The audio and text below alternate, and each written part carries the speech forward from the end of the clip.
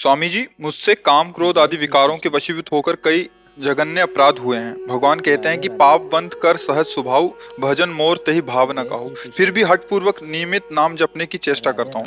सब प्रकार से अयोग्य होने पर भी रघुनाथ जी की अकारण करुणा का अनुभव होता है। रघुनाथ जी से माधुर्य भाव से प्रेम करना चाहता हूँ। वृंदावन में भी ठाकुर जी से यही मांगता हूँ कि रघुनाथ के चरणों में खूब प्रीति हो। महाराज श्री, आप राधा रानी के निज जन हैं, आप कृपा करके बताइए कि मैं क्या करूं कि मुझे रघुनाथ जी से प्रेम।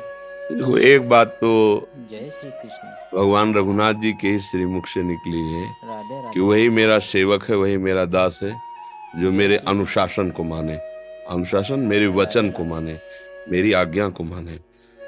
भगवान की जो आज्ञा है वो इन विकारों के वशीभूत होकर के आचरण ना करने की है। जय श्री कृष्ण। विकार सबके हृदय में आते हैं, राधे राधे। विकार का स्फुरण होता है और उसको सहा जाता है।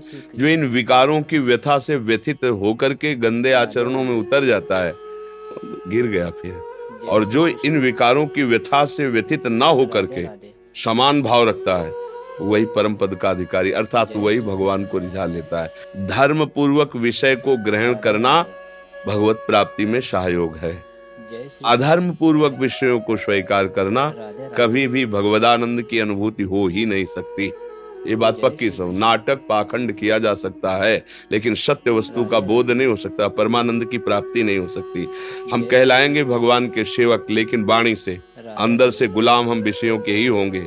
दास्ता हमारी प्रकृति के आकर्षण की ही होगी। इसलिए सुधार करना होगा। और भगवान के नाम में इतनी सामर्थ्य है कि कुछ भी असंभव नहीं है।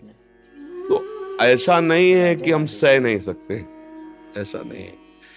हम जब तन्मय हो जाते हैं तब फेल हो जाते हैं। जैसे काम आया और काम के चिंतन सुख में हम तन्मय हो गए, अब तुम्हें कोई नहीं बचा सकता। तुम्हारा चिंतन बदले तब बच सकते हो। राधे राधे। क्योंकि अंतःकरण मलिन होना उसका फल है, वो तो हो रहा है, क्रिया हो या ना हो। चिंतन, इसीलिए भगवान अनन्यस चिंतयन्तो माम कह रहे हैं। बार बार नाम जप करो। अगर कहीं फिसल जाते हो, कोई गलती हो जाती है, पीछे जो हुआ उसका आप चिंतन भी मत करो और उसको स्वीकार भी मत करो। जो स्वप्न में हो गया, पीछे गलती हो गई, वर्तमान का समय क्यों नष्ट करें। जैसे वर्तमान का 52 सेकंड है, आप बोले राम, तो सार्थक हुआ ना। अब उसमें आप वो चिंतन करें जो व्यतीत हो गया है। अब उसका चिंतन करके वर्तमान को नष्ट करना, मुझे लगता है मूर्खता ही होगी। आप उसका चिंतन भी मत करो और उसकी चिंता भी मत करो। खूब नाम जप करो।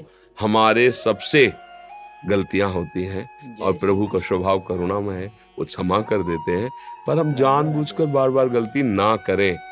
चेष्टा हमारी ना करने की है। आगे भगवान की सामर्थ्य से जीव माया पर विजय प्राप्त करता है। समझ पा रहे ना।